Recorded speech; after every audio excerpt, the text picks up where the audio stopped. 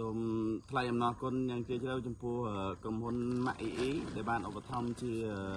ទុរេនមានប៊ីចេងតែមិនទាន់ដឹងអីខ្លះទេឥឡូវយើងទៅមើលសិនមកយើងដឹងបានអីខ្លះតែបានមកដល់កូដអៅចា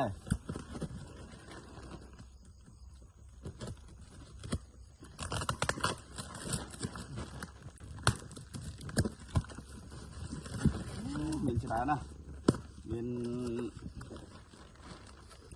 ទាំងថ្នាំដុសធ្មេញថ្នាំកាហ្វេសម្រាប់ពេលយើងជួយកាហ្វេទីអីយើងមានហ្នឹងហើយប៊ីចេងមកម៉ាក់អ៊ីយកបានមកដល់កូដៅហើយបាទហើយរួមទាំងអាំងប៉ាវតែប្រាប់ហើយថាអាំងប៉ាវអូយ$50សម្រាប់ចែកជូនក្រុមការងារកាយឡើងចែកទេសកងទ័ពជើងគោកដែលប្រចាំការនៅទិសទី1ព្រះវិហារបាទសូមអរគុណណៃបងអស់ហើយមកទេសទៀតអូគេនេះត្រេនសុតមើលឃើញ